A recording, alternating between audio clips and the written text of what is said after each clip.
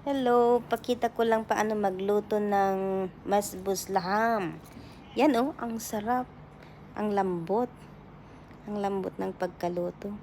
Yan, hugasan natin yung karne. Hugasan ng maayos. Tapos, isa lang na walang tubig. Ganyan. Tapos itapon, tanggalin, hugasan ulit. Yan, ang sibuyas una.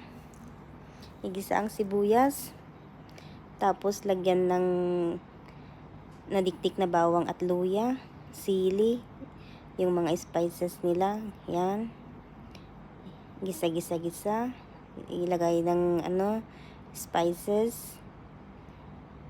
Yan. Katapos, ilagay na yung karne na nahugasan ng maayos. Yan. Haluin. Tapos lagyan ng mainit na tubig. Pakuluan ng hanggang lumambot. Yan na, tinanggal na natin.